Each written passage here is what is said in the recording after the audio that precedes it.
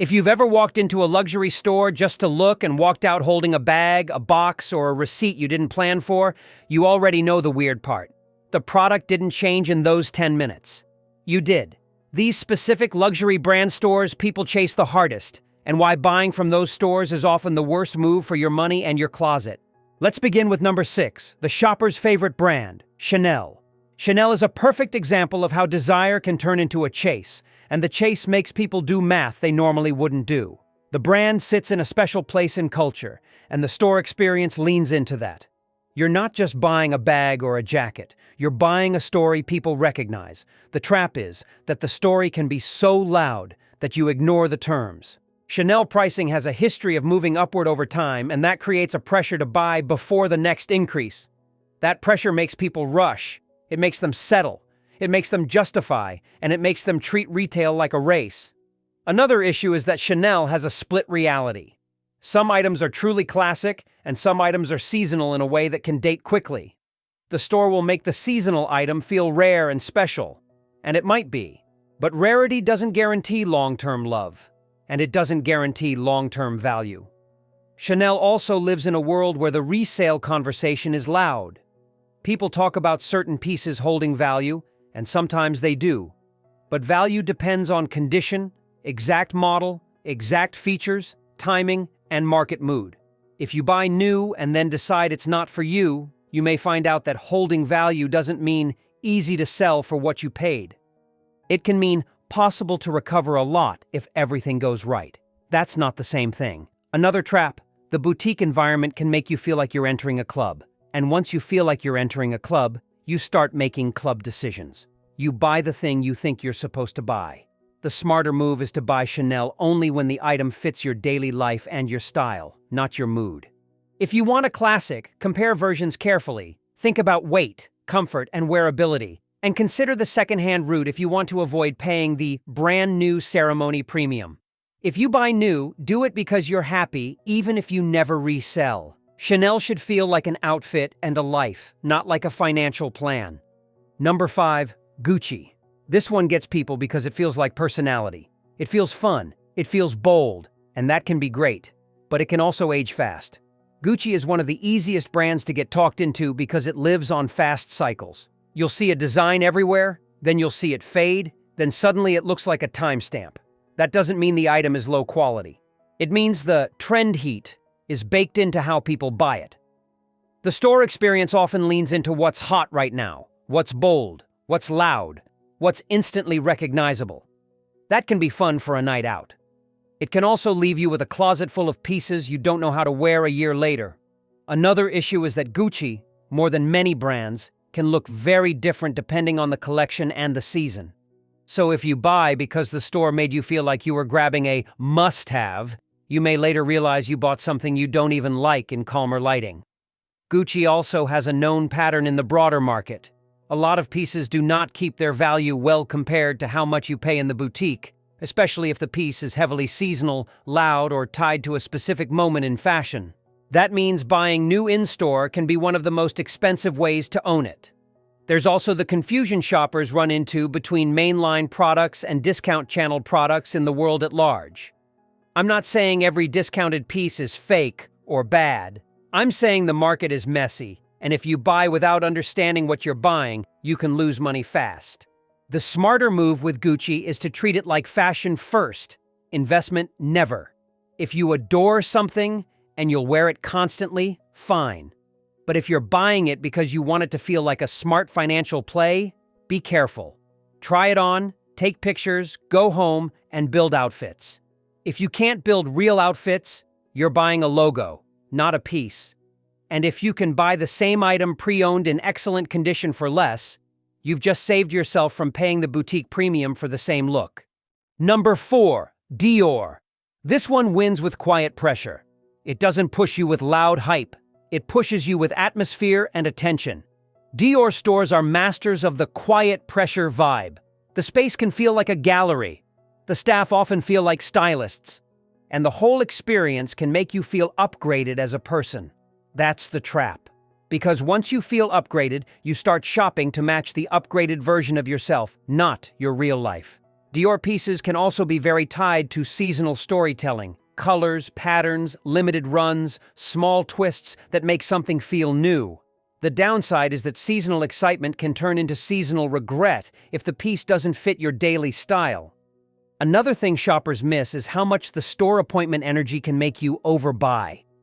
You don't want to walk out with nothing, especially if you've been given attention. So you compromise.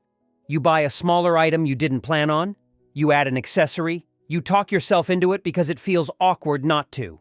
Dior is also a place where people underestimate how delicate some items can be in real life. A bag can be beautiful but fussy. A lighter material can show wear faster. A bright color can transfer or scuff more easily. If you're the type who wants carefree luxury, you need to be honest about that before you buy. The smarter way to shop Dior is to decide what you want your life with the item to look like. Not the store moment, the real life. Will you carry it in the rain? Will you set it down at dinner? Will you use it on a crowded train or a busy street? If the answer is I'd be scared, that means you're buying stress. Also, if you're buying because it feels like the classy choice, pause and ask whether you're choosing it or whether the store chose it for you. Dior should be about personal style and long wear, not about proving you belong in the room. Number 3. Cartier. Cartier is where people go to turn money into a symbol, and symbols are powerful, which is exactly why you have to be careful. Jewelry in general carries big markups across the industry, and luxury jewelry adds another layer. You are paying for design, brand, packaging, and the feeling of an official purchase. None of that is wrong, but it becomes a problem when people confuse the price with the underlying value. A lot of shoppers walk into Cartier thinking they're buying an asset. Often they're buying a beautifully branded retail experience. Another trap is the forever framing. Jewelry is easy to justify because it sounds timeless.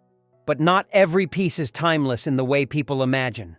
Some pieces are tied to a moment. Some are tied to a trend. Some are tied to a certain kind of social signal. And even if you love it, resale can be complicated. The second you engrave or customize, you narrow the future buyer pool. The second you wear it daily, you can pick up scratches that are normal but still affect resale offers. The store can also make you feel like you're doing something responsible by choosing classic. But classic at retail can still be overpriced compared to other ways of buying. The smarter move with Cartier is to separate emotion from strategy. If you want the full boutique ceremony and you truly want to keep it for life, that's a valid choice. But don't pretend it's an investment unless you've researched what similar pieces actually resell for in the real world after wear, and how long it takes to sell. Also ask about practical life stuff, sizing, maintenance, polishing, and what gets covered versus what gets billed. You want your jewelry to feel like joy, not like a fragile object you're constantly managing. Cartier can be joy, but only if you walk in knowing you're buying a luxury retail product, not a guaranteed store of value. Number 2. Hermes. This is the store that can make the smartest people act like they're playing a game they never agreed to. The pressure isn't loud, it's quiet, it's polite, and that's why it works. Hermes is the clearest example of a luxury store that can make you spend money you didn't plan to spend, while convincing you it was your idea. The reason is simple. The store culture is built around scarcity, relationship, and access. And when access becomes the product, you stop shopping for what you like and start shopping for what you think will count. Even if nobody says it out loud, many shoppers feel an invisible scoreboard. They start thinking in totals. They start thinking in history. They start thinking, if I buy this today, it helps me later. That mindset is dangerous because it turns buying into a strategy game, and strategy games make people tolerate purchases they don't actually want. You end up with extras, fillers, and good enough choices just to feel like you're moving forward. Another trap is the emotional swing. When something feels hard to get, it feels more valuable. That's not always true. Sometimes it's hard to get because demand is high. Sometimes it's hard to get because supply is controlled. Either way, your brain reads it as proof. Then when you finally get an opportunity, you're so relieved that you say yes too fast. You don't ask enough questions. You don't examine the item as critically as you would in a calmer setting. And later you might realize you bought the win, not the object. Here's the controversial part. Listen carefully. If you have to buy a bunch of things you don't love in hopes of being offered the one thing you do love, you are not shopping anymore. You are paying for permission. And permission is an expensive product because there's no guarantee. The smarter move is to decide what you truly want and what you're willing to pay, then stick to that without side quests. If you can buy the exact item you want through a reputable secondary route and you can afford the premium, that can actually be cheaper than years of maybe this helps spending on items you never plan to own. If you buy in the store, buy only what you'd happily buy even if no extra offer ever comes. That's how you keep control. Hermes can be beautiful and the craftsmanship can be real, but the store game can turn smart people into impulsive people. Don't let access rewrite your budget. Number 1, Louis Vuitton is where a lot of people start, and that's exactly why it's risky. It's the gateway. It feels safe. It feels obvious. And that's how people overspend without noticing. The store is polished, the staff are trained, and the items are designed to feel like instant status. The trap is that many of the most popular pieces are also the most common, the most photographed, and the most copied across the world. So you pay full luxury pricing for something that doesn't always feel rare once you actually use it outside. Another issue is that the brand's most recognizable look is also its loudest. That can be fun, but it can also limit how often you reach for it if your style shifts or if you get tired of being seen before you're heard. Then there's the small upgrade trap inside the store. You walk in for one item, you're shown a slightly higher version, then a matching piece, then a little add-on that completes the set. It feels coordinated. It also multiplies your spend fast. Louis Vuitton also has the personalization temptation. It can feel special to stamp or customize something, but customization can make it harder to return and harder to resell, and it can lock you into a choice you made on a high. A lot of people also don't think about how tough the secondhand market is around heavily recognized items. Authenticity checks and condition grading can be stricter, and buyers can be picky because there are so many options out there. So here's the smarter move. If you love a classic piece, consider buying it pre-owned from a reputable seller where you can judge wear, compare versions, and avoid paying the first owner premium. If you still want to buy new, go in with a mission. Know the exact item, material, and size you want. Ask about return rules for that category before you pay.